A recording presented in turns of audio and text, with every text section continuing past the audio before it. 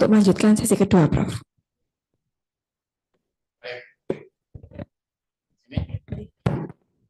Baiklah, saudara sekalian, ini tadi yang menanyakan bagaimana menyusun argumentasi hukum, betul ya?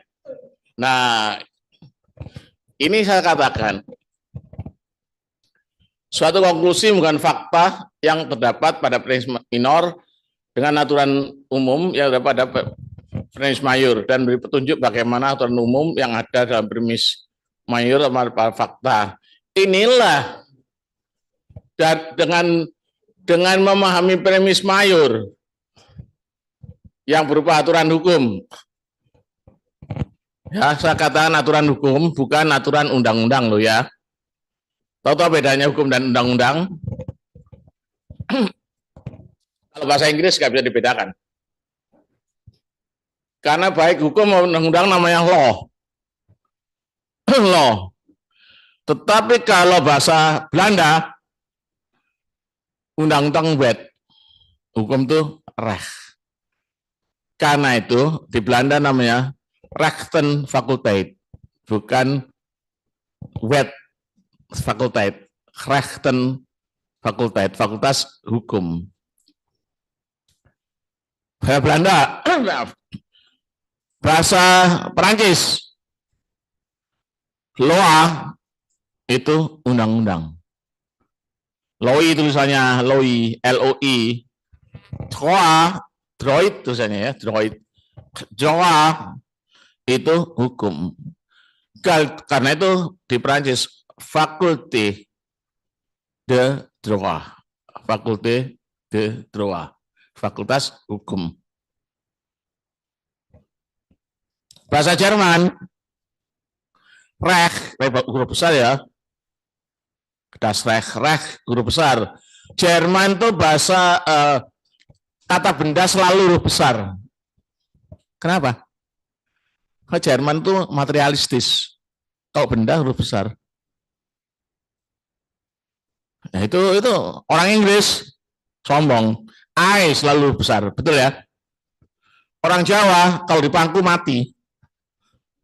Ho, ya, no, dipangku gini, han, mati, hannya.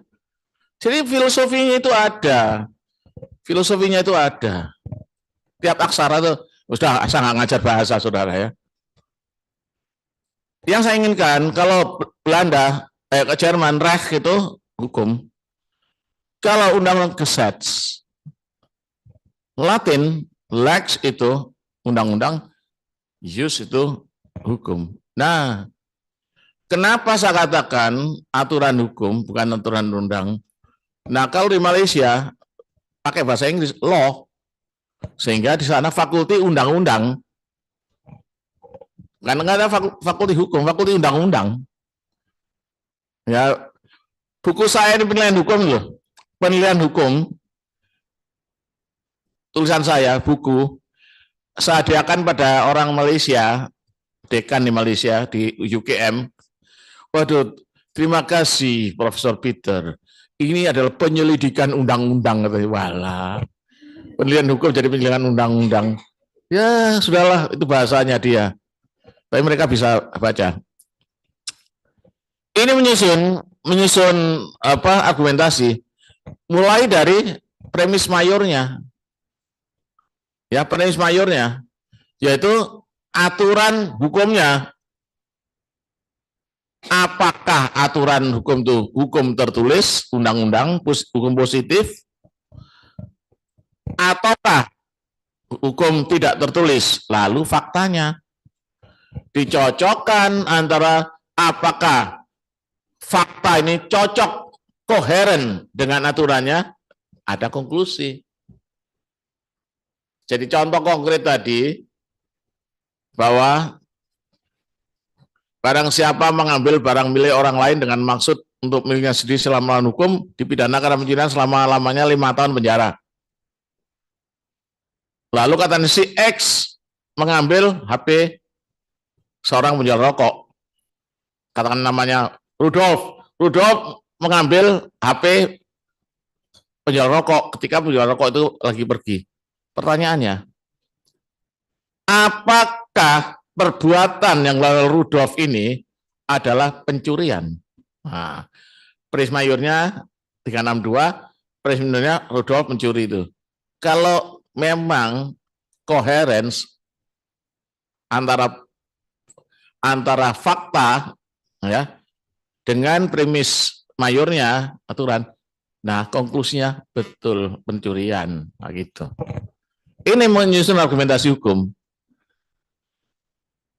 Nah sekarang 362 KUHP maaf, tadi barang siapa mengambil barang milik orang lain dengan maksud untuk miliknya sendiri selama hukum. Rudolf pinjam HP saudara, terus dijual. Apakah pencurian? Nah, prinsip mayornya harus ada secara melawan hukum. Apa yang dilakukan oleh Rudolf ini? Ya, penggelapan. Ya, 372. Betul. 372, betul. Cari. Mudah-mudahan betul, mudah-mudahan. Kalau penipuan itu 378. Kalau lawyer Surabaya ngomong klienku kena sanjipak. Sanjipak. Tahu ya, pernah dengar kata kena sanjipak penipuan. Lah ya san itu 3, J itu 7, pak itu 8. Bahasa Cinanya orang Pasar Atom. Sanjipak. Betul ya, 372 penggelapan, betul. Bener lo ya betul ya betul yang bener kok saya. Jadi tidak koheren toh.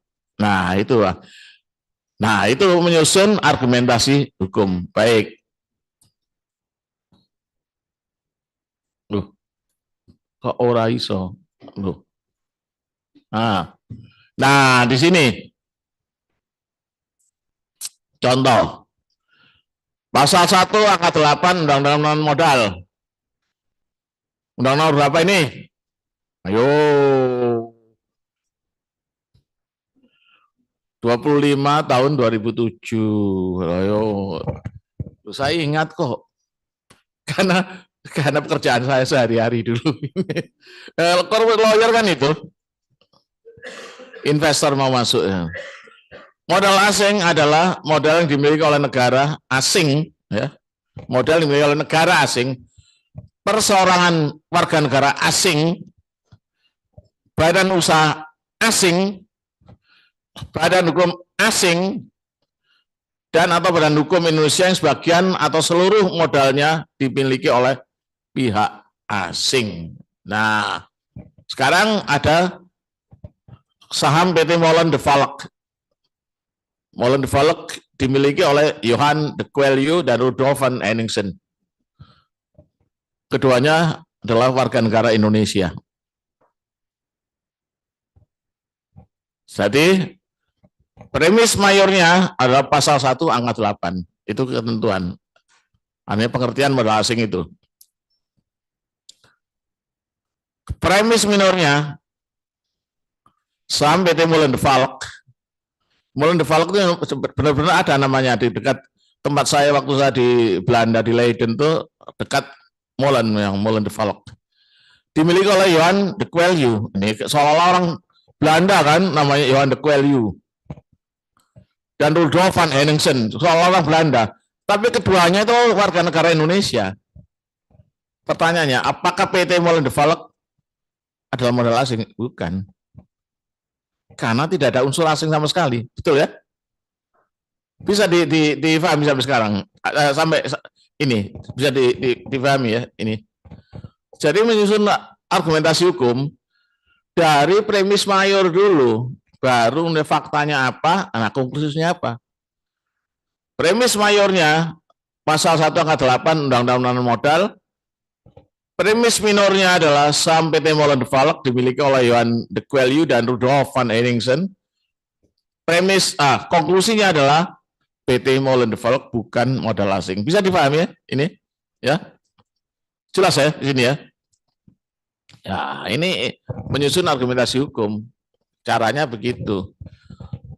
Jadi kalau dalam praktek nanti pasti Anda kalau pidana ya bahwa ketentuan pasal ini tentang ini, ketentuan pasal ini tentang ini, ketentuan ini Yunto kan Yunto banyak itu Yuntis loh ya. Jangan Jis. Yes. Yuntis. Paten tuh. Yunto tuh junction in conjunction with berhubungan dengan bahasa Latin. Yunto ini Yuntis kemudian bahwa terdakwa melakukan akhirnya tidak terbukti kan begitu. Ya toh kalau pembelaan pidana tidak terbukti bahwa nah kalau yang tadi dia sudah ngaku tapi tuduhannya kan bahwa tidak terbukti oke. Itu argumentasi hasilnya legal opinion nanti loh. Silogisme yang valid res mayor dan res minor harus benar.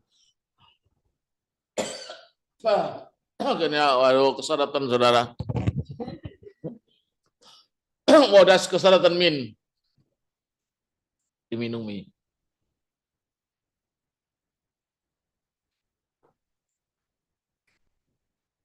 Saya makan semar mendem, jadi mendem bener. Kenapa kok kue itu disebut semar mendem? Kok tidak bagong mabuk gitu? Nggak tahu lah. Ada apa ngurusi kue? Res mayor dan res minor harus benar. Konklusi yang itunya harus benar. Ini silogisme yang valid. Nah, ada yang tidak valid ya kata tadi, happiness is the end of life. The end of life is death. Dua benar kan? Konklusinya benar nggak? Ya itu nanti itu false ya begitu itu.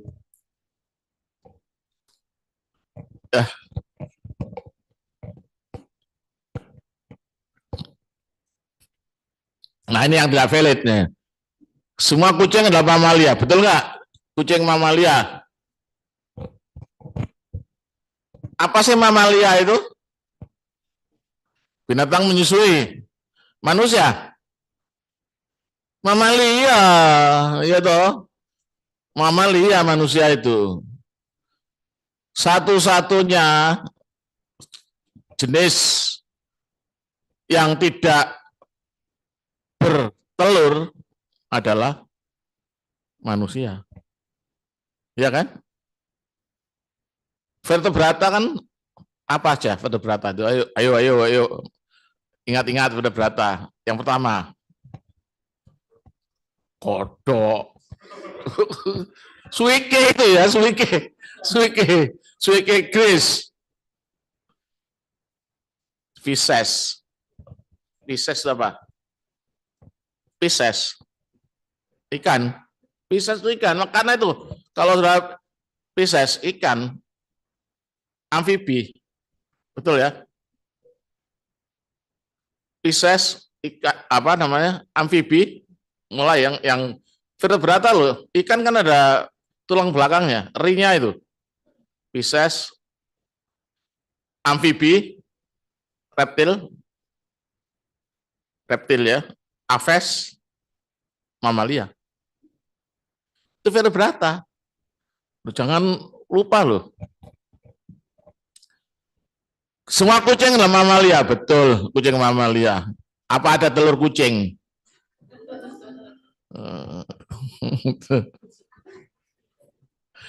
Beberapa mamalia sangat pandai berenang. Ikan hiu itu mamalia. Jadi ikan hiu itu jangan ada Anda ingin telur ikan hiu nggak ada. Vivipar. Pesut. Lalu semua kucing adalah mamalia. Beberapa mamalia sangat pandai berenang. Kucing sangat pandai berenang loh ini. Ini kan benar loh. Iya toh?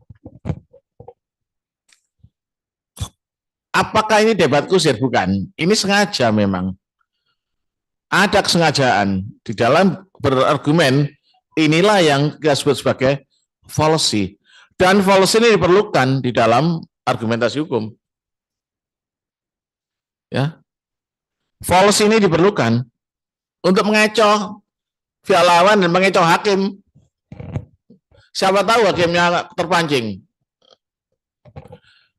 Ya, lalu jangan dulu terpancing, mancingnya pakai gini. Apa nggak perlu mancing pakai uang? Hati-hati saudara ya. Untuk nyuap pun nggak selalu gampang loh. Ada caranya. Loh, hati-hati loh ya. Gimana caranya? Nggak tahu saya, jangan tanya saya. Saya nggak pernah nyuap hakim kok. Nah, itu pada waktu dulu pernah mau mengajar bahasa Inggris dari Pengadilan Negeri Surabaya. Kalau biasanya orang itu diajak ke ruangan hakim atau itu kan ngasih duit ya. Kalau saya nggak dikasih duit, karena saya ngajar mereka. Jadi nggak pernah. Nah, teman saya itu masa saya jadi hakim, masa saya suap. Saya apa namanya ganti nama, bukan orang Cina loh saya, ganti nama. Karena apa? Nama saya itu macam-macam. Waktu SMA, SD sampai SMA, Mahmud pakai C, ya Mahmud pakai C. Terus kemudian C-nya hilang. Ada Mahmud MZ. Oh. Ada Petrus. Loh. Nah, yang mana yang benar? Memang waktu saya di gereja yang lama namanya Petrus. Jadi orang-orang gereja saya yang lama panggil saya, Petrus, Petrus gitu. Tapi tahun 83 itu ada pembunuhan misterius disebut Petrus. Ganti nama lah gak enak, Petrus pembunuhan misterius, ganti Peter. Penembakan terang-terangan Peter. Apalagi saya mau ke Amerika, lebih baik mereka nggak kenal Petrus, lebih kenal Peter. Sampai sekarang, jadi lebih kenal Peternya. Petrus di gereja yang lama. Ya. Jadi itu saya ganti nama karena macam-macam nanti gimana. Akhirnya saya sidang di pengadilan, yang hakim yang mengadili adalah bekas masa saya. Ya, saya kan harus menyebut beliau yang mulia. Ya, terima kasih yang mulia. Nah, saya panggil saudara boleh, boleh. Ya, ya, terima kasih yang mulia. Dia, Prof, jangan panggil. Loh, ini persidangan formal. Ya, Prof, ya lupa loh. Anda jangan panggil Prof. ya, itulah apa enaknya jadi dosen, jadi hakim, akhirnya apa dihargai lah. Nah, fallacy merupakan kesalahan dalam penalaran. Disengaja enggak? Lu sengaja. Ya sengaja. Tapi ya untuk sengaja jangan teman-teman ya sengajanya itu. Soal argumen yang manipulasi adalah soal argumen yang tampaknya benar, tetapi ketika diuji ya demikian. Ya. Suatu argumen yang mengandung fallacy adalah suatu argumen yang tampaknya benar, tetapi ketika diuji tidak demikian halnya. Ya, saudara saya beritahu ya. Kalau itu salah dan kelihatan salah, itu bagus. Kalau orang yang paling apa namanya kurang ajar, satu orang yang paling kurang ajar adalah menggabungkan antara yang benar dan yang salah dan seolah benar, itu berbahaya sekali.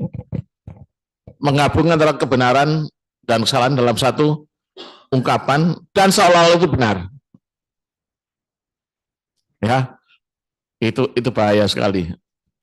Meskipun premis mayor dan premis minor dan konsumsinya benar, Suatu argumen tetap saja mengandung fallacy bila penalaran yang digunakan untuk dan konklusi secara logis tidak valid. Ini hati-hati sekali. Ya, hati-hati sekali. Saya memang mengajarkan ini kalau di UNER saya ajarkan legal argumentation semacam ini supaya masa tahu, ya masa tahu. Dan saya nyiapkan mereka untuk jadi lawyer memang, ya. Bahkan ketika kelas ini dibuka kelas internasional untuk legal argumentation, banyak mahasiswa dari Malaysia dan dari beberapa negara ikut kelas saya ini, karena kata mereka di negara saya nggak diajari yang begini-begini ini. Ya.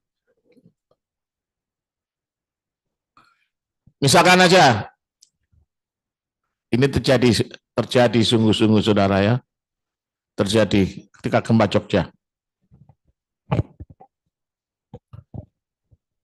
Pencairan dana APBD tanpa persetujuan wali kota atau bupati dianggap sebagai kerugian keuangan daerah. Ya. Pencairan dana APBD tanpa persetujuan wali kota atau bupati dianggap sebagai kerugian keuangan daerah. Pada waktu itu yang jadi ketua BPK adalah Hanwar Nasution. Kejadiannya tahun 2006. Gempa bumi Jogja. Saat itu bupatinya, kejadian hari Sabtu loh ya, gempa bumi di Jogja tahun 2006 hari Sabtu. Bupatinya apa di kantor? Ya enggak. Ya, nggak tahu pokoknya bupati ini nggak di kantor.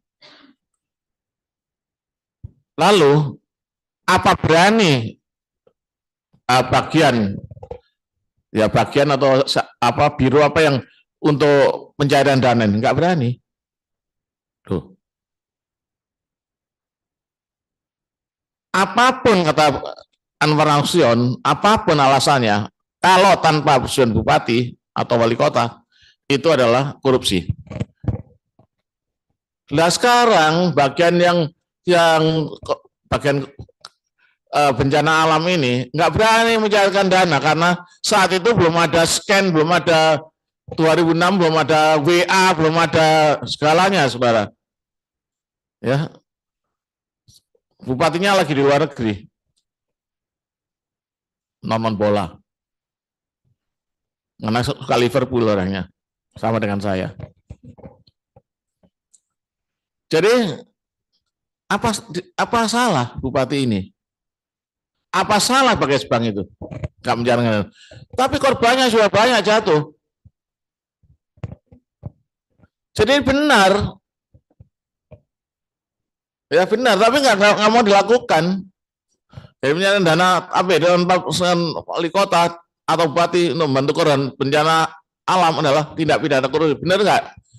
Secara konklusi betul toh? Tapi apakah secara substansial ini benar? Saya mengatakan saat itu, loh di dalam hukum administrasi ada yang namanya Fries-Ermesen. Jadi kalau saudara misalkan orang yang nekat kalau ada kejadian lagi, ada orang yang nekat bantu, orang ini katakan korupsi, ada pembelaan.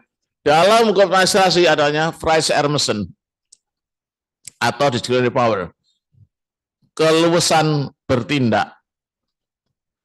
Kalau saja ada diskresi, istilah diskresi. Kalau membantu korban, nggak apa-apa. Melanggar aturan nggak apa-apa. Asal membantu korban. Dia melanggar aturan. Iya kan? Tapi untuk membantu korban, mana yang lebih penting? Kemanusiaan atau aturan? Hukum itu untuk orang loh ya. Untuk manusia loh. Bukan manusia untuk hukum. Tetapi sekali lagi, kalau di Indonesia mungkin juga orang ini tetap karena positivistis, ya kena dipidana. Mungkin loh. Tapi ini sebenarnya, itu policy sebenarnya. Meskipun secara premis mayor, premis minornya benar, tapi ini policy. Ya, policy secara umum menjadi policy yang secara formal dan informal. Suatu policy yang secara formal dengan secara tegas dalam sistem standar yang logis. Si proposisi logis, policy yang secara informal beranjak dari kesalahan dalam penalaran. Argumen yang manipulasi informal mungkin secara formal valid, tetapi tetap saja merupakan policy, ya policy. Dari kata policy, ya, false salah, ya false salah. Policy memang kesalahan. Apakah disengaja? Sebenarnya kesalahan ini kalau dalam argumentasi hukum itu disengaja. Minum dulu.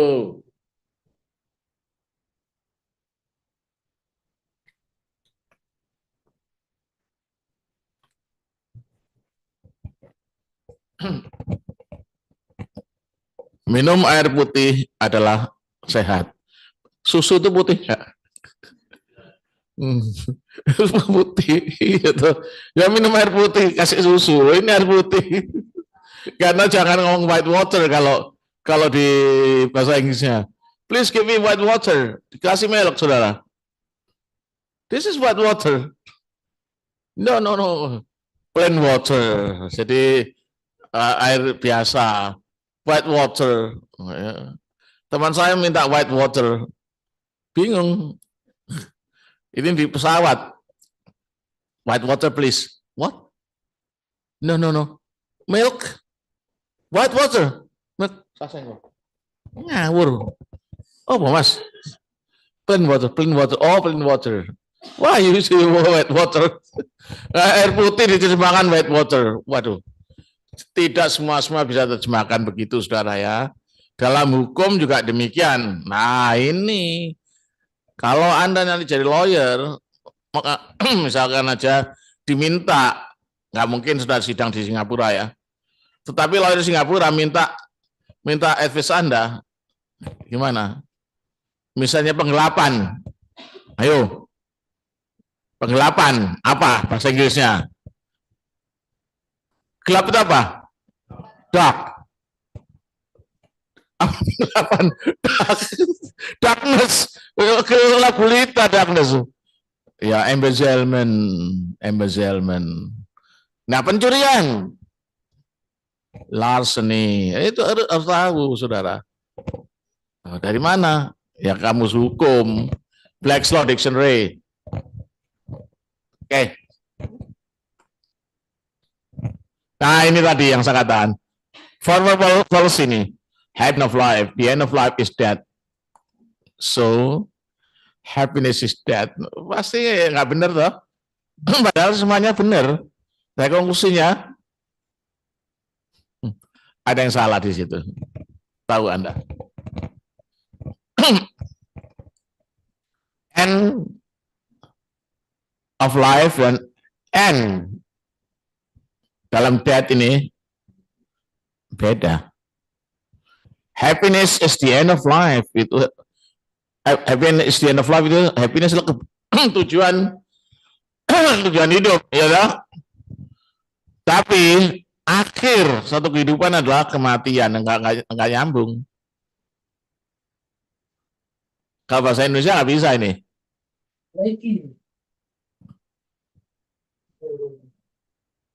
Nah, kali ini mungkin Menteri Penerangan bertugas memberi penerangan, betul ya itu? Dulu masih ada Menteri Penerangan, sekarang ganti Menteri Komunikasi, Informasi. Apa ganti lagi sekarang nomenklaturnya, nggak tahu menteri apa namanya itu. Baru kok. Memberi penerangan adalah menyalakan lilin. Berarti Menteri Penerangan bertugas menyalakan lilin, kan begitu.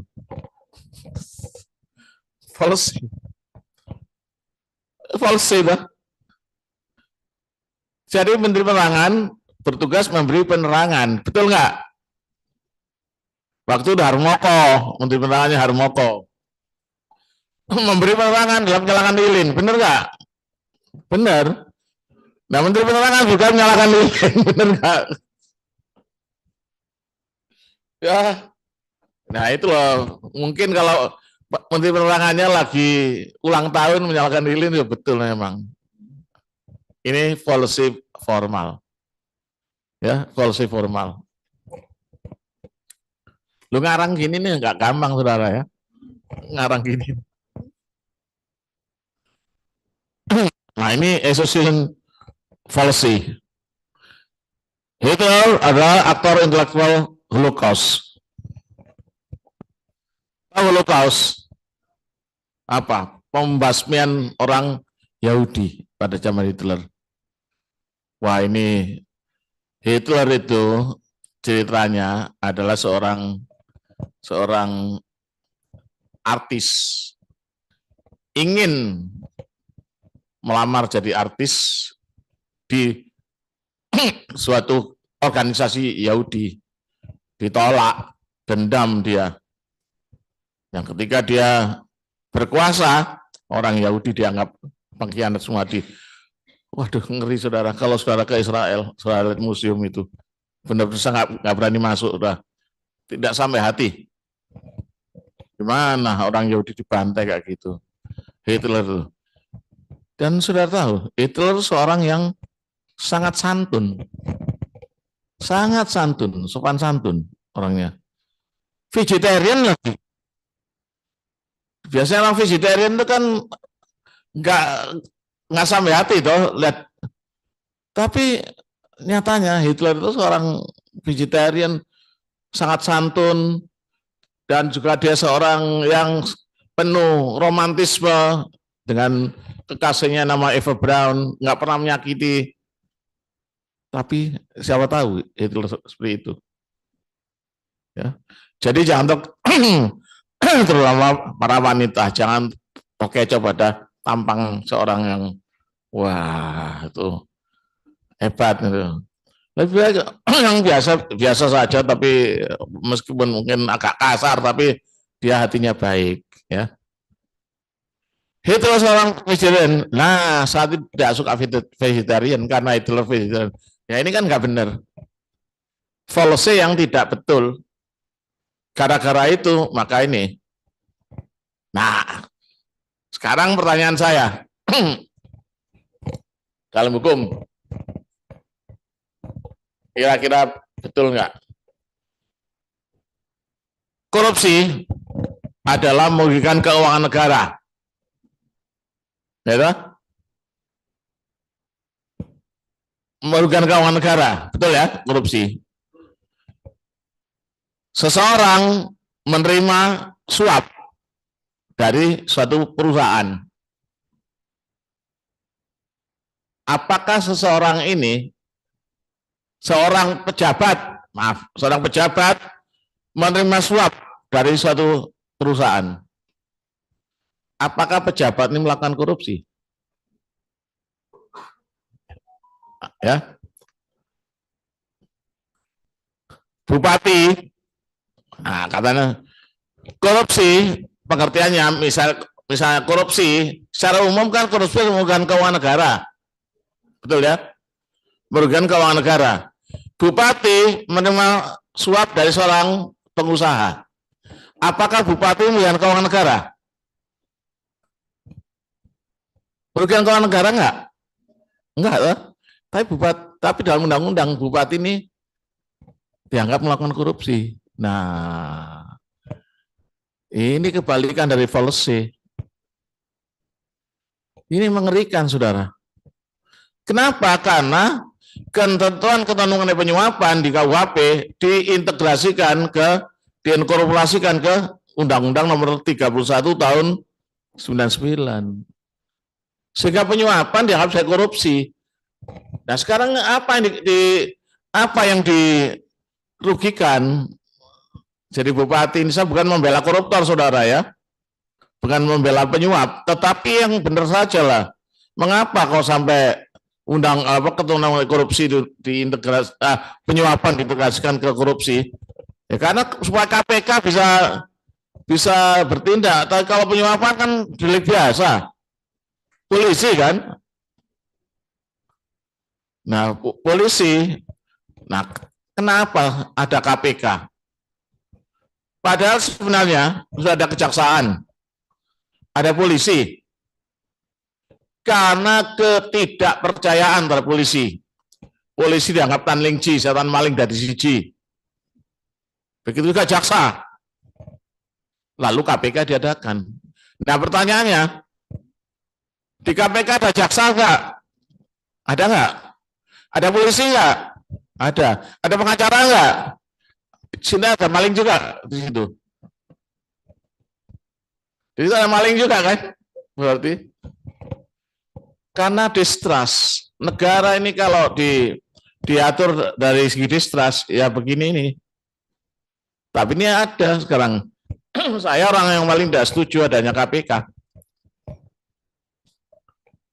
Mungkin Anda bertanya, loh kenapa? Lo fungsikanlah polisi dan jaksa itu. Ini lembaga ad hoc, nggak seluruh, nggak sejak kapan sampai sekarang kok tidak selesai. Bahkan menangani kasus yang remeh-temeh, Kejaksaan Agung malah lebih bagus. Nah, saudara, ini policy secara politik. Ya, ini association policy. Nah, sekarang argumentum ad hominem. Richard adalah seorang penjudi. Wah, Richard adalah seorang penjudi. He's a gambler. Bersaksi di depan pengadilan adalah memberikan kesaksian depan pengadilan oleh seorang saksi di bawah sumpah mengenai apa yang dilihat, didengar atau dialaminya. Nah, kemudian Richard dihadapkan ke pengadilan sebagai saksi oleh jaksa atau oleh pengacara, oleh jaksa ditolak. Wah, dia seorang penjudi, tidak boleh jadi saksi. Apa benar ini? Atau Anda menolak saksi yang sebenarnya hakikatnya seorang saksi apa loh? Loh, benar-benar dia melihat atau mendengar dan mengalami. Tetapi karena dia seorang playboy misalnya atau seorang penjudi, wah nggak pantas jadi saksi. Ya nggak bisa dong. Ya ini argumentum ad hominem. Hominem itu manusia, homo, bukan homoseksual loh ya. Homo itu ya manusia, itu homo sapiens. Kita ini kan homo sapiens. Ya. Bahasa Yunani itu homo. Bahasa Latin homo juga.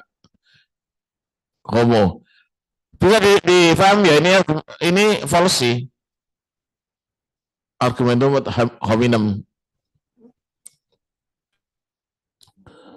Nah, non sequitur Jones sequitur. Nah, ini malah nggak masuk. Ini mengecoh betul ini ya. Jones Erickson calon yang diusung oleh The National Party of Unity. Nah, program utama The National Party of Unity adalah menghapus kesenjangan antara kaya dan miskin. Pertanyaan saya, ideologi apa yang menghapus kesenjangan kaya dan miskin? Ideologi apa?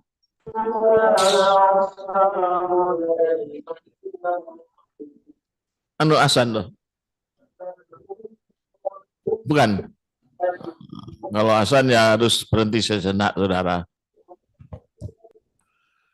Jadi ideologi yang menghapus kaya dan miskin adalah komunis. Sorry. Jadi aliran dari National National Party of Unity adalah ideologi dari partai ini adalah komunisme, ya. Nah, action lagi saya. Wah, bagus toh? Aktor. Sekali lagi ya. Program utama di National Party of Unity adalah menghapus kesenjangan antara kaya dan miskin. Ideologi apa yang menghapus kesenjangan kaya dan miskin? Komunisme. Ya, komunisme. Sama rasa sama rata. Wah, itu apa benar sih?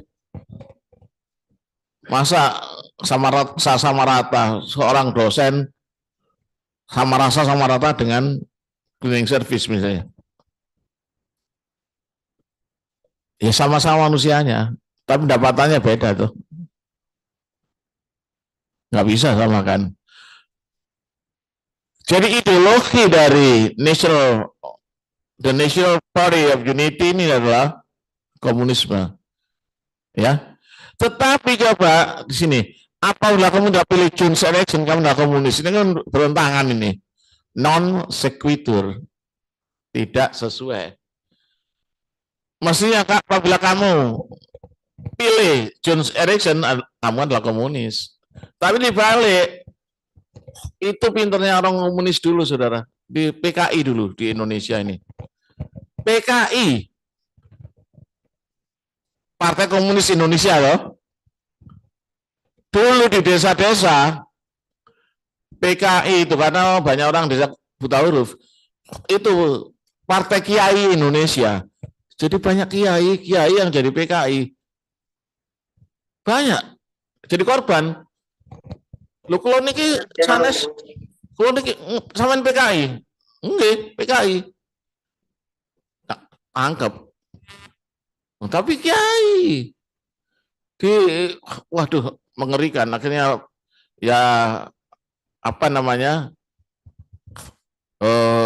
Para orang-orang NU akhirnya membebaskan mereka. Karena nggak ngerti PKI dengan Partai Kiai Indonesia. Nah, Partai Konsultan Indonesia. Banyak ditanggapi. Ngeri lah tahun 65 itu. Udahlah, saudara belum dilahirkan, saya sudah SMA. Ya. Jadi ini ada non sequitur dalam artian mencoba untuk berargumentasi bahwa awas loh kalau kamu nggak pilih Jones Erickson, kamu komunis. Pada pilihan Jones Erickson itu komunis sebenarnya, betul ya? Ini dan itu yang tidak benar-benar memperhatikan akan terkecoh dengan ini. Lagi. Nah, argumentum ad misericordiam ini biasanya para LSM yang menggunakan ini. LSM.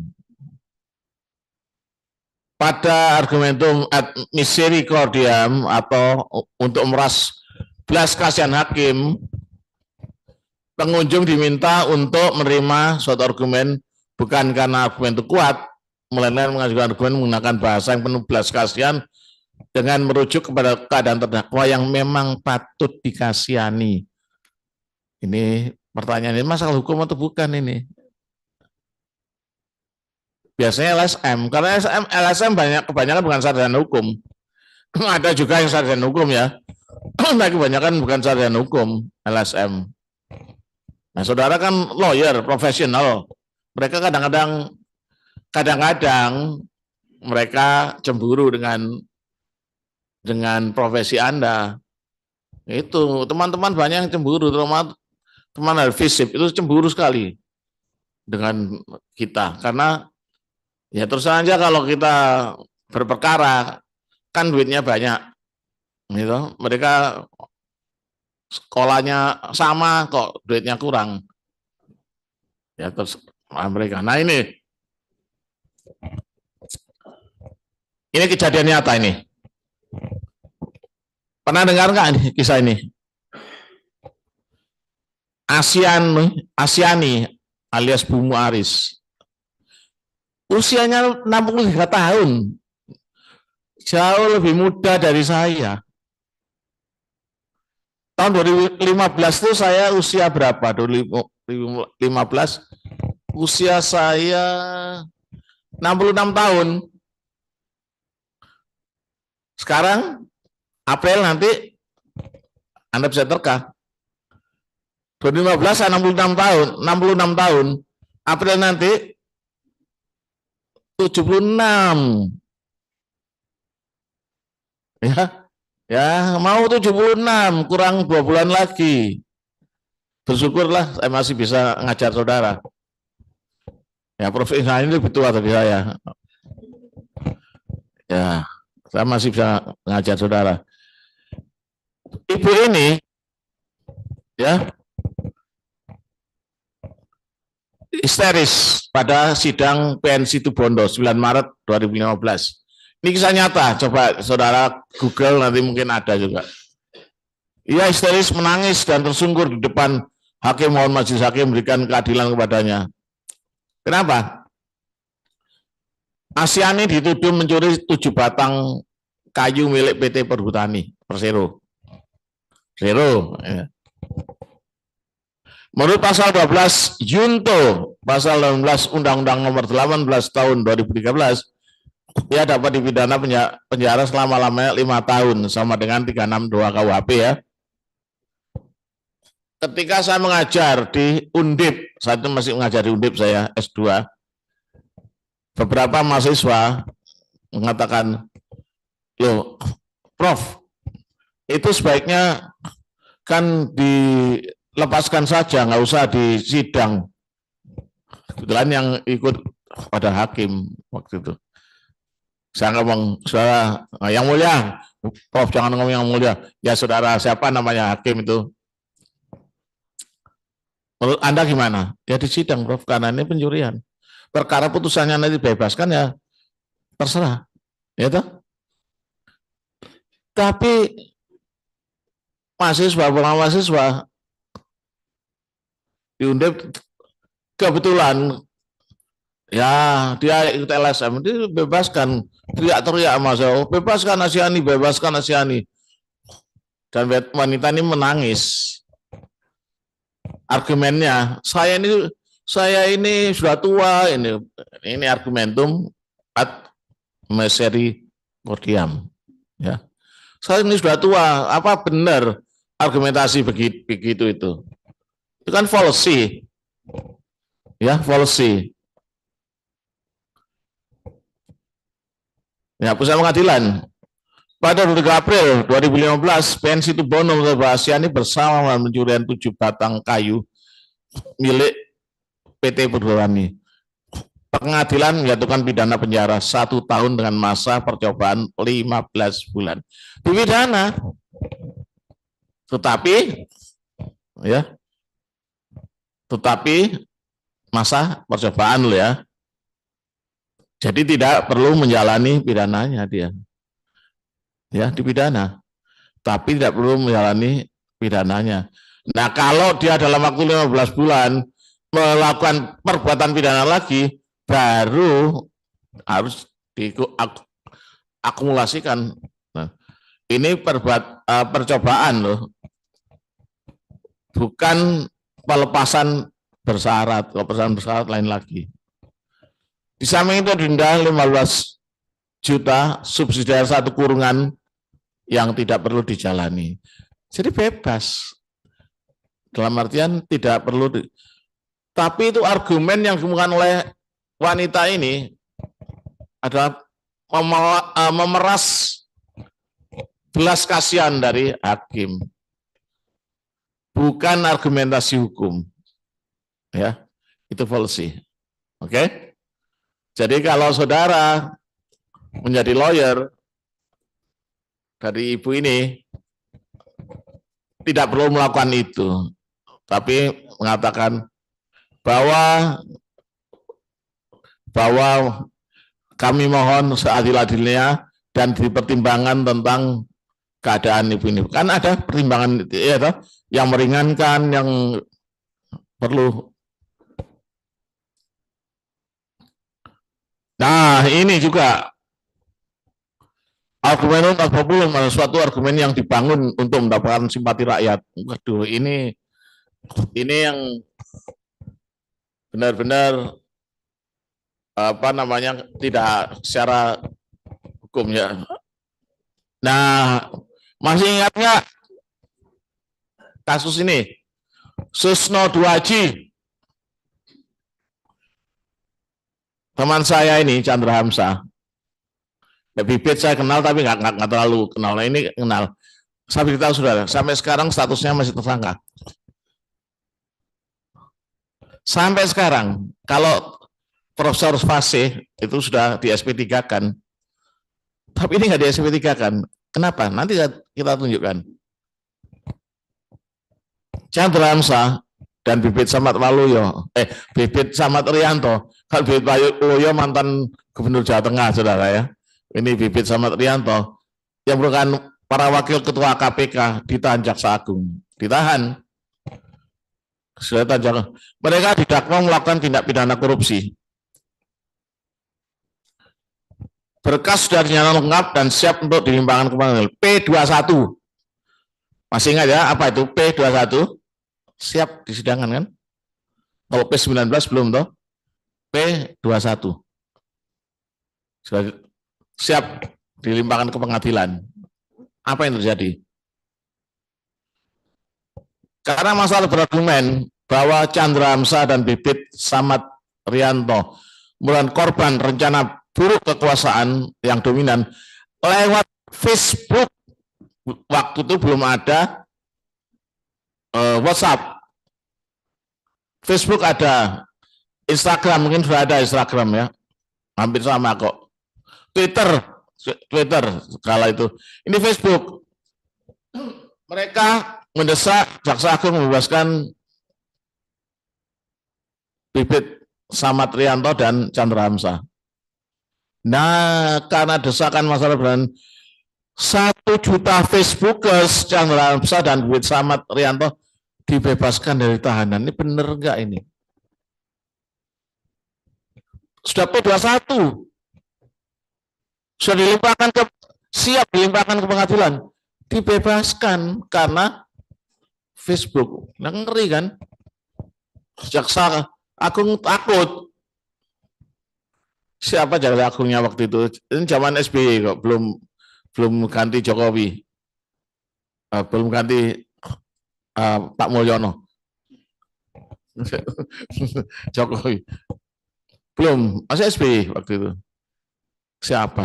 Lupa saya. Kakak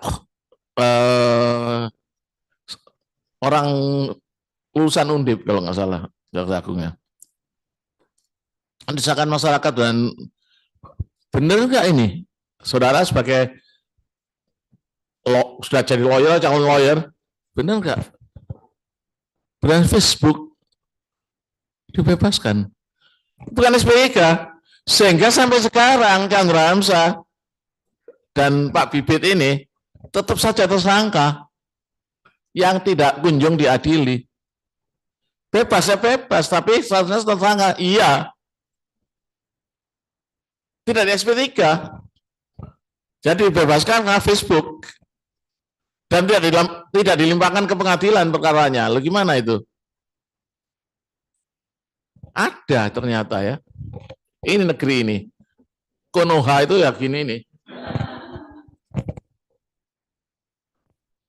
Nah, ini argumentum ad verecundiam. Ya, argumentum ad verecundiam merupakan suatu permohonan kepada yang punya kewenangan. Penguasa dianggap tahu segala. Nah, jadi kalau misalkan aja sudah jadi lawyer menghadirkan penguasa yang tidak punya kapasitas mengenai hal tertentu dianggap tahu. Ini seorang wali kota berlatar belakang dokter spesialis kulit diundang untuk menjadi pembicara pada suatu diskusi panel mengenai undang-undang tindak pidana korupsi, karena sebelum terpilih ya seorang aktivis anti korupsi. Ngerti nggak ini? Ini kejadian sungguh, saudara ya. Saya punya kemenakan.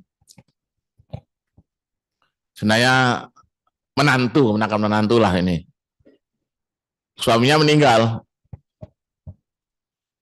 Nah, dia kemudian ada warisan rumah. Apakah dia punya hak waris atau tidak?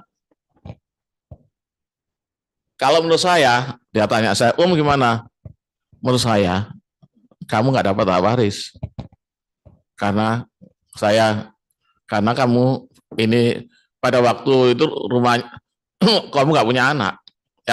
Kalau punya anak, anakmu dapat hak waris. Karena kamu nggak punya anak, kamu nggak dapat hak waris dari rumah warisan dari orang tua yang laki ini. Dia tanya pastor, dia Katolik. Kata pastor, kamu dapat. Wah, berbunga-bunga toh. Nah, dianggap pastor tahu segala. Lo pastor itu tahunya soal agama Katolik. Soal hukum ya saya lebih tahu. Didatangkanlah notaris oleh adik iparnya yang juga peripian gitu. Nah, si adik ini punya anak. Nah, kata notaris, ibu nggak punya hak ini. Wah, marah-marah. Gimana ini loh? Sudah saya kasih tahu bahwa kamu itu nggak punya hak waris. Loh, kalau itu pastornya bukan pastor bohong, pastor yang nggak ngerti ya hukum lah. Ya, Romo nggak ngerti hukum. Kalau Romo Peter, saya disebut Romo Peter kalau di bagian saya di UNER. Romo Peter ngerti hukum. Tapi kalau Romo yang itu nggak ngerti hukum. Ya, hukum agama ngertilah. Sakramen pinter dia. Tapi nggak ngerti. Ini dianggap tahu segala. Itu argumentum ad verecundiam. Jadi nggak semuanya loh. Presiden Prabowo mengatakan, itu kenapa? Itu mestinya dihukum 50 tahun. Nah, ya nggak bisa toh. Saya maklum lah Prabowo kan bukan sarjana hukum. Itu dihukum kok cuma berapa tahun? Pernah dengar dah ungkapan itu ya toh? Harusnya dihukum 50 tahun. Apa ada KUHP 50 tahun itu? Nah, maklum lah Prabowo bukan sarjana hukum, tadi dia jengkel aja lah. Sebagai presiden, kok dihukum cuma segitu? Misalnya 50 tahun. Nah, itu tidak selalu seorang penguasa itu tahu segala. Ya. Oke.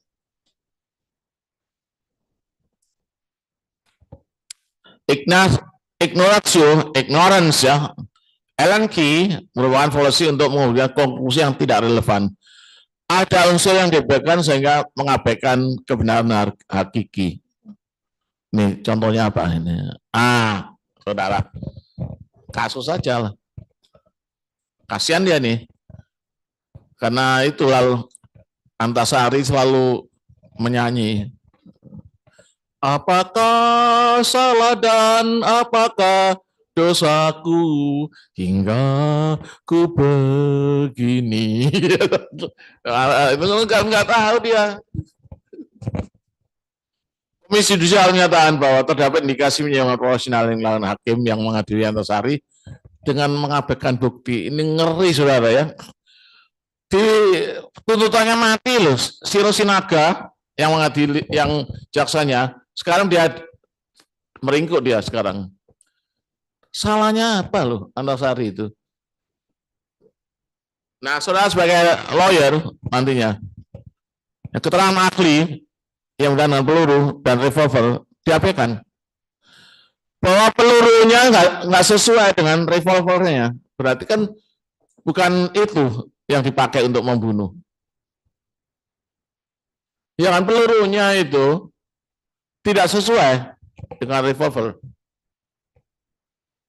Revolver ini ditugah untuk membunuh. Tapi yang pelurunya bukan peluru ini. Beda-beda loh. Setiap senjata itu punya peluru sendiri-sendiri. Ini diabaikan oleh hakim. Ya, ini benar-benar Ignacio Elenki.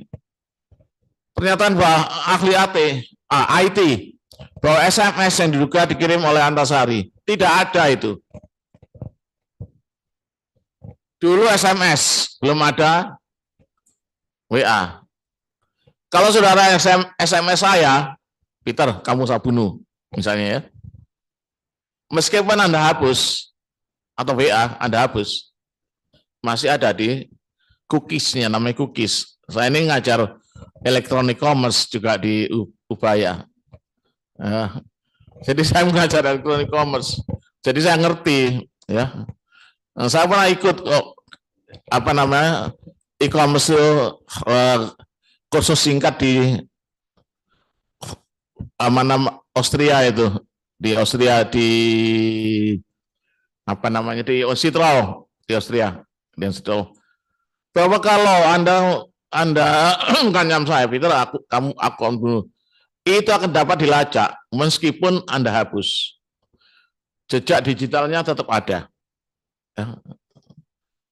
Nah, ini enggak ahli IT ini, ya, ahli IT ini tidak menjumpai adanya SMS dikirim oleh Antasari yang ngancam si terbunuh ini, ya. Saya ngikuti kursus ini di Vienna, ya didanai oleh Bank Indonesia, karena saya nyusun undang-undang transfer dana. Naskah akademisnya saya nyusun undang-undang transfer dana ini. Kalau keuangan saya cuma memberikan saran-saran, kok transfer dana saya full nyusun naskah akademisnya. Hanya kemudian dirubah yang soal pidananya itu saya nggak setuju tapi diubah. Oke, jadi ini ada yang diabaikan. Bayangkan mengabaikan bukti yang demikian ini berakibat apa? Antasari dipidana 18 tahun, saudara. Kalau karena bukan Jokowi, belum keluar Antasari. Ya meskipun pelepasan bersyarat, belum keluar. Tapi kalau Jokowi ya, lepas daripada, ya saya ngomong ya, lepas dari kelemahan apapun, tapi ada juga jasa Jokowi. Ini harus diakui loh ya. Infrastruktur apa itu kan Jokowi. Ya, lepas dari saudara suka tidak suka. Dulu saya 2014 2019 ya milih Jokowi. Dan ada kita harus sebagai yuris harus fair. Ya, harus fair. Perkara kemudian sekarang begini atau begitu, ya sudahlah, itu politik, saudara ya. Saya nggak ikut politik kayak gitulah. Ini Ignacio Elenki. Nah, sekarang ada aneka kasus. Aneka kasus. Nanti sebentar lagi silakan tanya jawab. Nah, tadi saya akan menjawab yang positivistis tadi. Ini. Lodewijk usia 39 tahun. Ini di Belanda ya. Nama Lodewijk itu mesti Belanda. Kalau bahasa Perancisnya apa? Lodewijk itu. Louis.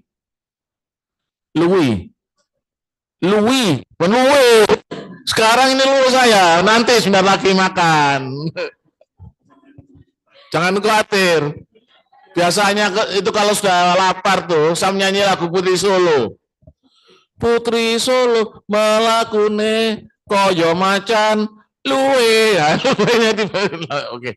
Louis Lodewijk, Louis kalau bahasa Inggrisnya, Lodewijk usia 39 tahun, laki ini kawin dengan janda kaya 72 tahun. Bayangan saudara ya. Apakah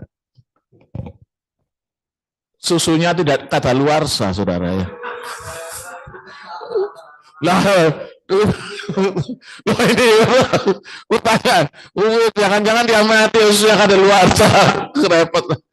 Sudah, jangan teruskan. Makin siang makin serem, saudara ya. Oke. 5 minggu kemudian ia memudahkan istrinya menenggak alkohol yang dilarang oleh dokter sehingga meninggal dunia. 39 tahun kawin dengan 72 tahun janda. Apa yang ada dalam benak si Lodewijk ini? Janda ini janda kaya. Nah, ini fakta hukumnya bahwa perkawinan antara Lodewijk dengan Mevrouw Welick, yaitu janda kaya ini, tanpa perjanjian kawin. Tanpa perjanjian kawin, tidak ada prenuptial agreement. Apa akibatnya? Terjadi percampuran harta. Betul ya? Terjadi percampuran harta. Nah, ketika janda kaya ini difasilitasi oleh Lodewijk menenggak alkohol, meninggal, harta janda ini jatuh ke tangan Lodewijk dan juga ahli warisnya. Betul ya? Dibagi dua dulu, separuh paling tidak ke Lodewijk dan separuh dibagi antara Lodewijk dengan ahli warisnya. Betul ya? Ya, saudara, kalau lalu Lodewijk ke penjara, wah, karena membantu kematian istrinya. Nah, sekarang pertanyaannya, mengingat tidak ada perjanjian pemisahan harta kekayaan, boleh kalau Lodewijk mewarisi harta istrinya? Nah, disinilah problemanya. Argumentasi antara lawyer Lodewijk dan lawyer keluarga Mevrouw Welick. Nah, loh, ya, argumentasinya begini. Menurut lawyer Mevrouw Welick, menurut lawyernya ahli waris janda, bahwa karena Lodewijk sudah dipenjara karena membantu pembunuhan, Lodewijk tidak layak mendapatkan harta warisan dari janda kaya ini. Masuk akal nggak itu? Ya toh? Kalau kejadian di Indonesia pasal berapa 932 BW, memang Lodewijk tidak layak untuk membantu. Tetapi pasal 100 ayat 1 buku pertama BW nyatakan bahwa tidak ada ketentuan apapun yang dapat membatalkan perjanjian harta bersama ini kecuali ada perjanjian kawin. Karena ada perjanjian kawin, tidak perjanjian kawin, harta bersama tetap ada dan Lodewijk berhak atas harta bersama. Oke? Pasal 100 ayat 1 BW. BW baru ya, BW Belanda. Buku pertama BW Belanda. Coba Anda lihat yang bisa bahasa Belanda atau mungkin ada yang bahasa Inggris. Nah, sampai kemudian pengadilan tingkat pertama memenangkan Lodewijk. Lodewijk berhak mendapatkan warisan. Karena berdasarkan pasal 100 ayat 1 buku pertama BW Belanda. Karena tidak ada yang dilanggar, berhak. Karena tidak ada perjanjian kawin. Positivistis. Ya, tadi sudah ditanya positivistis itu. Bandinglah keluarga si janda ini. banding ke Hooggerechtshof atau pengadilan tinggi. Di mana itu? Tetap saja pengadilan tinggi menyatakan bahwa Lodewijk berhak untuk mewaris karena undang-undang menyatakan demikian. Oke. Positifisnya bukan ini. Ya toh? Undang-undang menyatakan bahwa Lodewijk tidak ada perjanjian kawin, berarti harta bersama.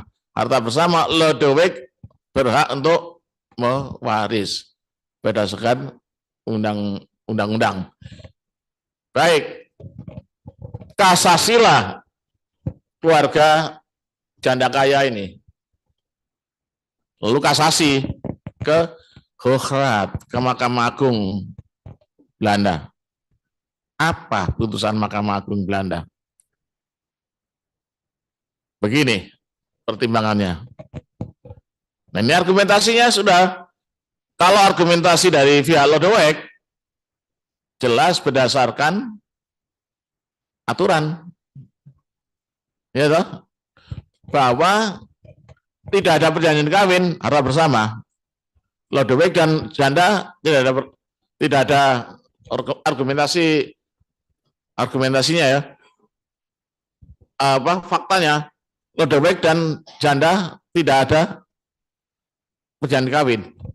Konklusinya Lodewijk terjadi harta bersama dan Lodewijk berhak mewaris, betul ya? Karena dalam ketentuan tuh tidak ada ketentuan yang menyatakan Lodewijk tidak mereka yang membunuh pokoknya tidak ada perjanjian kawin terjadi harta bersama. Kalau harta bersama Lodewijk berhak mewaris. Oke? Sampai di sini bisa ditangkap? Hooggerat menyatakan begini. Kalau kita menyatakan Lodewijk tidak berhak mewaris, kita bertentangan dengan ketentuan pasal 100 ayat 1 BW. Tetapi kalau kita menyatakan Lodewijk berhak mewaris, kita bertentangan dengan moral. Dengan moral. Karena nyata-nyata Lodewijk yang membunuh. Pilih yang mana? Nah, ini pertanyaan tadi yang pertama tadi. Hooggerat Belanda memilih moral. Jadi Lodewijk tidak dapat mewaris. Apakah hal itu bisa terjadi di Indonesia? Belum tentu. Jelas ya sini ya. Karena pengadilan Belanda lebih memilih moral daripada positivis, padahal Belanda itu positivis lebih dari Amerika. Tapi masih menghargai moral, nilai moral. Oke? Bisa ditangkap ya. Jadi kasus ini menarik memang. Sengaja saya tempelkan pada Anda. Saya nggak nyangka kalau ada pertanyaan tadi. Tapi ternyata ini menjawab pertanyaan Anda toh. Ini. Belanda menghargai nilai moral. Pasangan tidak layak ini. Oke? Baik. Sampai sini bisa ditanyakan masalah ini. Atau saya selesaikan dulu supaya nanti enak apa jawabnya. Iya, dan lagi sudah luwe. Nah, ini juga kasus Giro Billiat. Ini tahu Anda Giro Billiat? BG atau Billiat Giro, tahu nggak? Tahu ya, apa itu? Nah, saudara, Billiat Giro atau Giro Billiat itu saya tarik bahasa Inggrisnya tidak ada. Jadi ketika saya menulis naskah akademis transfer dana, saya kesulitan menemukan ini. Kenapa ada Giro Billiat atau Billiat Giro? Bahasa Perancis billiat itu warkat, bahasa Indonesia warkat. Kenapa ada kasus ini? Ini ada sejarahnya. Tahun 64 ada Undang-Undang nomor 17 tahun 64. undang-undang tentang cek kosong. Ya, di dalam undang-undang cek kosong itu ada ketentuan. Barang siapa menerbitkan cek kosong dalam jumlah tertentu dipidana mati. Ngeri ya? Pidana mati. Dan ini ada kejadian, saudara, ketika undang-undang ini berlangsung. Seorang ya pengusaha lah, seorang pengusaha itu pakai skuter Vespa, skuter ya. Sekarang masih ada nggak ya? Skuter masih ada ya, tapi sudah jarang sekali. Kayak mobil Fiat kan udah nggak ada. Mobil Fiat karena Seat walafiat sudah nggak ada, Seat walavansa yang ada. Dia pakai skuter pergi ke Kembang Jepun. Di Kembang Jepun dia beli sesuatu apa gitu ya, tapi belum ada uangnya. Kok ini ada cek, tapi mungkin seminggu lagi baru ada dananya kok. Engkau mau? Weh. Itu orang Kelana kan weh gitu ya, weh gombel saudara ya. Loh, kalau saya itu ke pasar Ratu juga weh kan mereka panggil saya engkau itu. Kok Peter. Weh gombel. Weh dibayar. Wajar ada cek tapi seminggu lagi ya, kok ya. Tulis cek. Diterima oleh orang Kembang Jepun. Dalam perjalanan pulang, dia tabrak mobil. Masuk rumah sakit selama 2 minggu. Bagaimana dia bisa melunasi itu? Tidak diajukan, nuntut cek kosong. Padahal tidak main-main penjaranya, saya pidana mati atau pidana yang lebih ringan dari itu, tapi puluhan tahun. Begitu sembuh, dia diadili karena menulis cek kosong. Tapi Bung Karno saat itu orang yang meskipun demikian langsung di stop itu pengadilan. Stop pengadilan. Karena dia nggak salah tuh. Dia punya etiket baik, dia sakit, ditabrak mobil, opname di rumah sekarang di La Plaza itu, di Simpang, rumah sakit RSUP Simpang. Stop apa itu? Abolisi ya, di Bung Karno melakukan abolisi, dihapuskan. Lalu BI untuk mengakali gitu diterbitkan oleh yang namanya giro biliet atau biliet giro. Ini adalah alat untuk pemindahan rekening.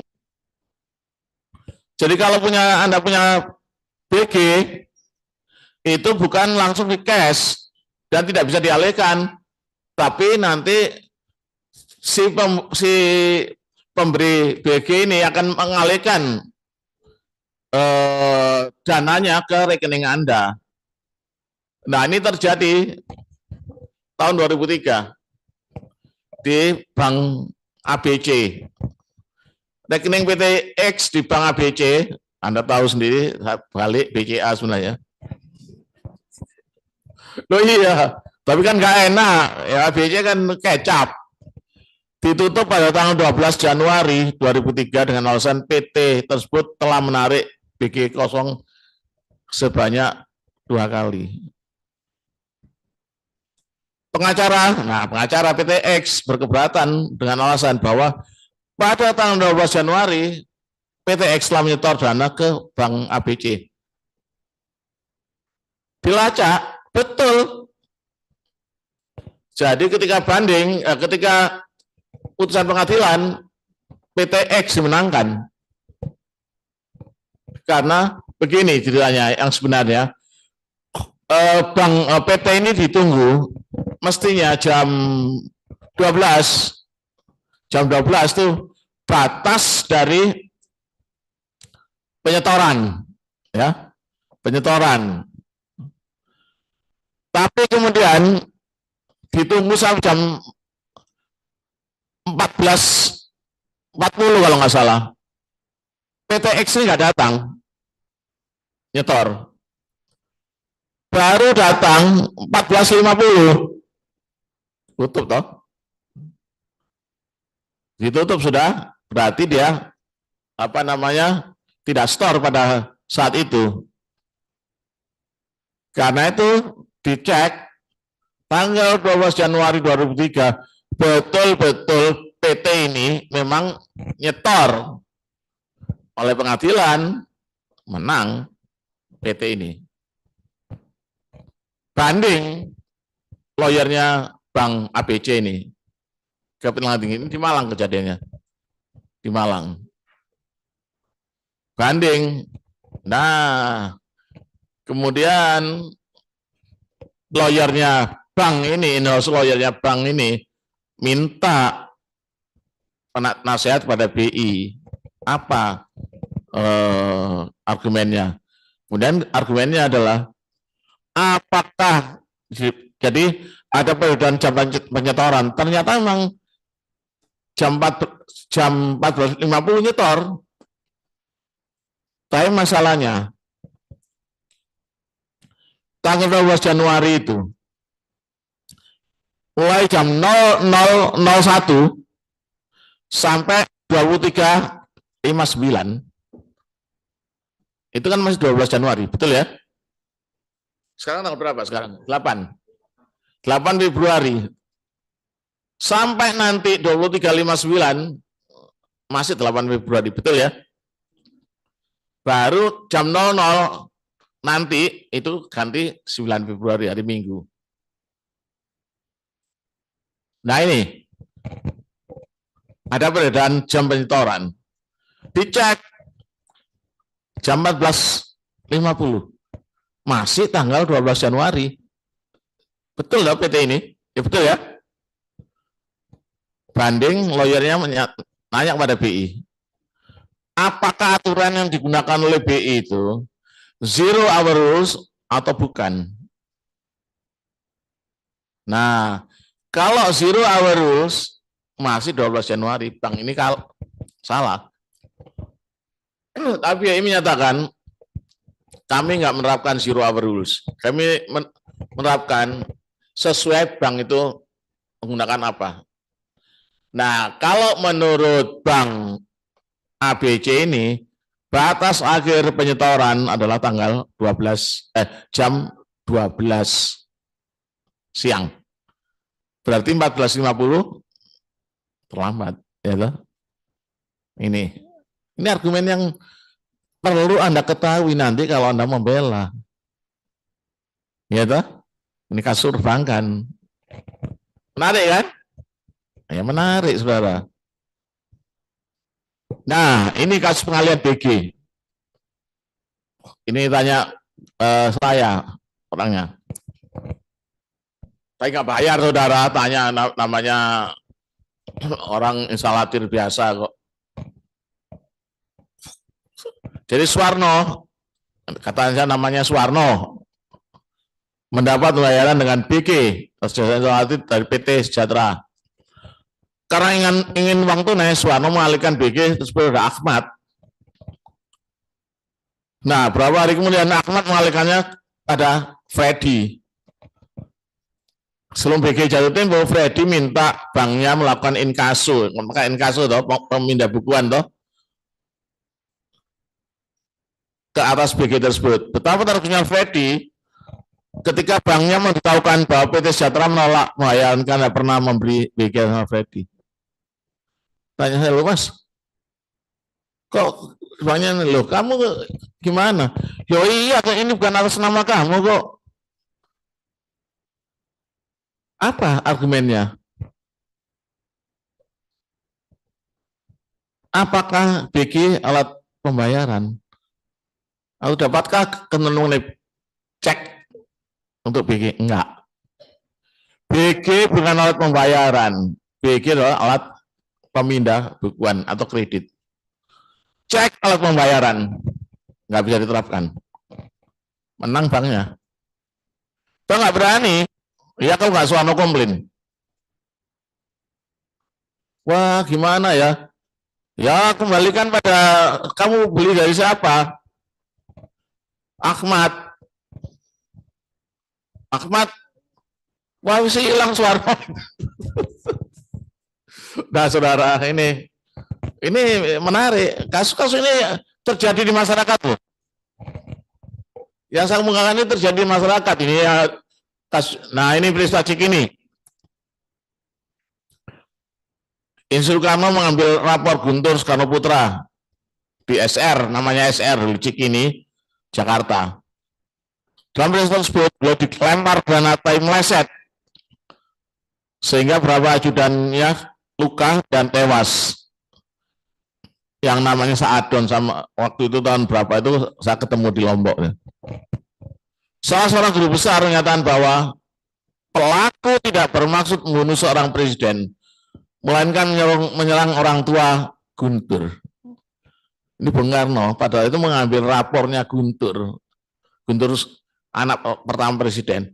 Dan Bung Karno, ya bertindak sebagai wali murid, kata gurunya. Bapak di sini, enggak, saya di situ, saya mau mendengarkan ceramahnya ibu. Hebat ya Bung Karno ya. Karena dia saat itu sebagai wali murid. Nah saat keluar di granat,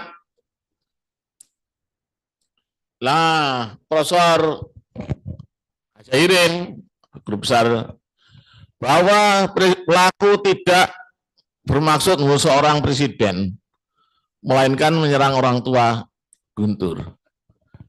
Ojo digunakan komentar. Dapatkah orang tua Guntur mengambil rapor pada saat yang sama Presiden RI berada di istana?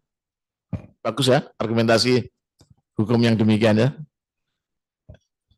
Ini argumentasi. Saudara kira-kira bisa menyusun seperti ini enggak?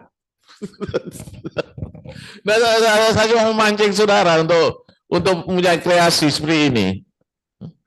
Nah, apa? Ya, ini yang terakhir barang ini. Kasus Yap Yam Hin. Ini benar-benar seorang lawyer yang hebat nih. Yap Yam Hin diajukan sebagai terdakwa sudah menyerang kehormatan seorang wanita. Dalam persidangan, Yap minta kepada saksi untuk membayar selingkuhannya. Nah, Yap menghadap pembelaan. Loh, apanya yang saya serang karena wanita itu tidak mempunyai kehormatan.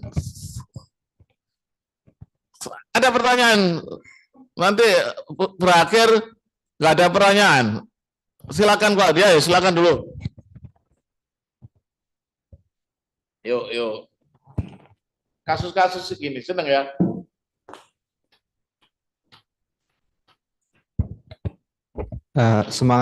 Selamat pagi Prof.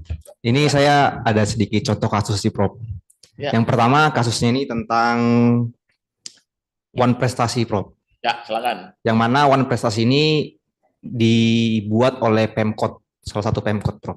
Ya. Pemkot ini memberikan kuasa kepada seseorang untuk membuat proyek cuci tangan pada waktu COVID Prof. Dan ya, dan orang yang dikuasakan ini memberikan kepada CV, Prof. CV, memberikan proyek ini kepada CV. Ya. Nah, CV ini menerima proyek tersebut. Tetapi setelah proyeknya selesai, CV ini tidak menerima pembayaran sepeser pun. Ya. Dan dia dikenakan One Prestasi, Prof. Yang mana pasalnya 1238 Junto pasal 1243. Pertanyaannya, Prof, bagaimana kita membela klien ini, Prof? Itu pertanyaan pertama, Prof. Pertanyaan yang kedua, Prof, tentang hukum waris, Prof. Wah, hukum waris nggak hafal. Oh, nggak hafal ya, Prof. Oh, mungkin sedikit kasusnya, Prof. Kalau Prof tahu nggak apa-apa, kalau Prof mungkin bisa bantu saya gitu. Kasusnya begini, Prof. Pada saat ibu dari anak ini masih hidup, dia mempunyai hutang kepada bank. Ya. Sedangkan di dalam hukum KUH Perdata mengatakan jika seorang sudah meninggal, maka semua warisannya akan dilimpahkan kepada anaknya ataupun sehubungan saudaranya, Prof. Ya. Nah, sedangkan pada saat ibunya ini meninggal, yang kebagian waris itu adalah anak ini, gitu, Prof. Apa? Yang kebagian waris itu adalah anak tersebut. Iya. Nah, di sini apakah boleh, Prof, kita membatalkan itu, Prof, hutang tersebut? Atau bagaimana kita cara membela klien kita ini terhadap ahli waris hutang itu, Prof, gitu, Prof. Sedangkan waris kan bukan hanya harta aja, Prof, tapi hutang juga kan sebagai waris, Prof. Gitu, Prof. Mungkin sekian, terima kasih, Prof. Yang kedua dulu ya, pertanyaan saya. Dia itu tunduk pada hukum apa? Yang kedua ini, Prof, ya, yang Chinese. waris ini, Prof. Chinese bukan? Bukan, Prof, bukan. Wah, itu saya nggak paham. Oh, Saya baik, nggak Prof. paham. Kalau BBB saya masih paham ya. Kalau BBB itu orang Chinese biasa yang pada BBB itu bahwa kalau dia menerima warisan ya menerima aset maupun liability, baik aset maupun utangnya. Itu kalau Chinese ya. Kalau nggak berkaitan hanya notaris. Jadi harus bayar utangnya. Tapi kalau yang bukan Chinese, bukan orang Tionghoa, ya saya tidak paham. Saya nggak paham waris saya. Yang pertama tadi ban prestasi. Yang ban prestasi siapa sebenarnya? Kalau di kasus ini, Prof, Pemkot Bukan. Pemkot kan mengalihkan pada si. Jadi yang terakhir tadi si CV-nya ini dapat dari siapa? kalau di surat perjanjiannya, Prof, dia ini dapat kuasanya dari orang yang dikuasakan oleh Pemkot. Lah ya sudah. Tetapi dalam suratnya ini dikatakan Pemkot juga ikut. Enggak, sekarang hubungan hukumnya antara siapa dengan siapa? Kalau di surat perjanjiannya, Prof, yang saya baca bahwa Pemkot memberikan kuasa kepada si Iya, tapi sekarang hubungan hukum antara CV ini dengan siapa? dengan orang yang diberikan Ya kuasa. sudah, itu. Pemkot kan enggak. Tapi maksud saya begini, Prof. Di surat perjanjian itu, Prof, jelas bahwa dikatakan Pemkot ini ikut. Iya, tetapi sekarang pertanyaan saya, Ya. dalam surat perjanjian antara siapa yang jadi pihak lah, apa istilahnya siapa yang komparisinya siapa antara siapa? Yang diberikan kuasa, Prof. Cuman Lah iya, ya, itu aja. yang mau saya tanyakan, Prof, apakah boleh, Prof, kita berhubungan lagi dengan Pemprov atau Ya kita bagaimana? enggak benar. Ya komparisinya siapa? Oh, istilah notarisnya komparisinya siapa? Antara X dan Y. Apakah X dikuasai oleh siapapun nggak ada hubungan kuasa, nggak ada hubungan hukum toh? Ya hubungan hukumnya itu antara siapa dengan siapa, itu aja. Ya inilah. Jangan-jangan nanti kalau anda gugat Pemkotnya, dia bukan pihak kan, bisa intervensi malah nanti nggak benar malahan. Siapa hubungan hukumnya antara siapa dengan siapa, itu aja. Kan perdata kan ini. Ya, Prof. Ya. Di belakang ya? Enggak. Tadi gini-gini. Menari-menari. Oke. Kalau ini konsultasi. Nah, saya lanjutkan satu lagi ya, barangkali. Seorang laki-laki yang selalu mengenakan pakaian wanita harus menjalani rawat inap di suatu rumah sakit. Karena KTP-nya laki-laki, ia temukan di salah laki-laki, tapi ia menolak karena menganggap dirinya perempuan dan para tetangga juga menganggap demikian. Ini gimana, saudara? Dia teriak-teriak sepanjang malam. Ini kasus nyata ini. Teriak-teriak sepanjang malam. Aku. Nah kalau dipindahkan ke wanita, benar nggak KTP-nya laki-laki? Susah, saudara ya. Saya ditanya begini, KTP-nya bukan positivistis ya, KTP-nya laki-laki. Tuh, dia nggak mau, nggak bisa. Ini KTP-mu laki-laki kok. Kamu pakai pakaian itu, tapi orang laki-lakinya ya risih, saudara. Lihat gitu itu ya. Seandainya Anda satu kamar dengan orang begini gimana? Malam-malam digeremeti gimana, saudara? Sekarang kalau orang yang begini nih masuk kamar mandi apa? Gents atau ladies? Ayo. female atau male atau female. Ini agak susah. Lalu mereka minta, kalau perlu ada kamar mandi untuk waria. Nah, yang lesbian minta juga, ada 4 berarti ya. Ini pertanyaan yang menarik. Saya akan gugat rumah sakit ini.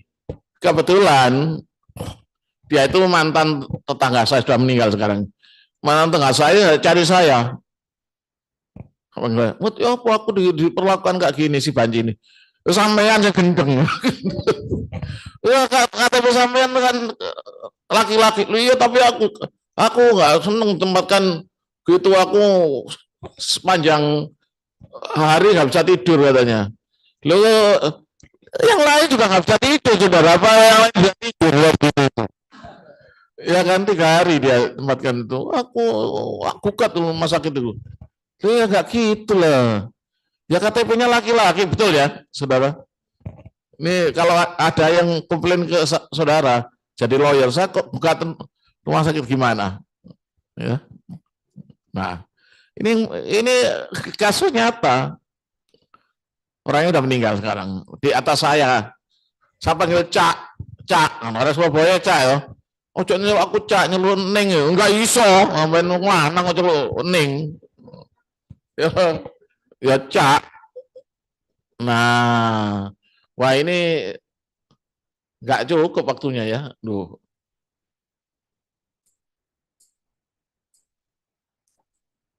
Nggak cukup waktunya. Sudah selesai. Wah, ya.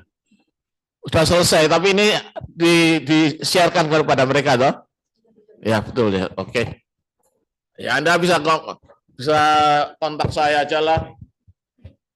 Nanyakan kasus-kasus ini. Saya WA saya. Atau ya WA boleh lah. Lo ini sudah exit. Nah, saya mau nulis WA-nya. Oh. Ya sudah. Lebih baik 081 650 081 650 3849 081 650 3849. Kalau saya bisa, saya jawab. Kalau tadi yang saya nggak ngerti ya nggak saya jawab. Jangan khawatir, nggak saya tarik, saudara. Ya, nggak saya tarik itu untuk apa? Saya bukan lawyer lagi kok. Tapi ilmu itu perlu di-sharekan. Baik, kalau gitu, saya kembalikan. Terima kasih, demikian sesi argumentasi hukum yang telah kita ikuti. Dan terima kasih banyak Prof. atas materi yang telah disampaikan dan atas ilmunya. Dan semoga materi yang telah disampaikan dapat bermanfaat bagi kita semua. Sebelum kita tutup, mungkin saya bisa undang semuanya untuk maju ke depan, kita akan foto bersama. Bagus. Jadi artis. Nggak apa-apa Prof, di sini saja Prof, nanti supaya pesertanya yang maju ke depan. Apa? Nanti pesertanya yang akan maju ke depan, Profesor bisa. Saya duduk sini. Iya. Sebentar saya panggilkan fotografernya.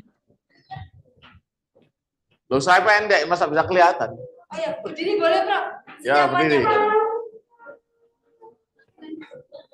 Gimana, bisa diterima nggak ini yang saya kemukakan? Kurang?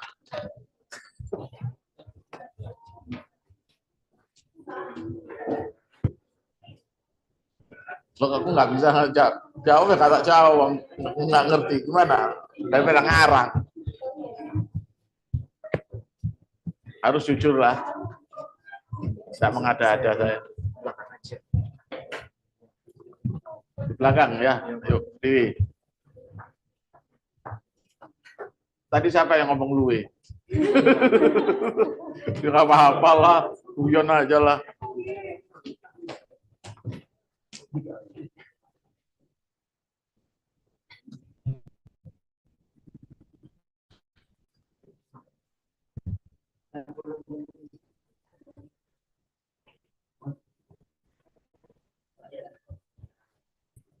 Sini. Satu, dua, tiga. Sekali lagi, satu, dua, tiga. Bebas. Semuanya bebas tadi. Satu, dua, tiga. Satu, dua, tiga. Oke. Oke. Baik. Oke, makasih. Yuk, yuk.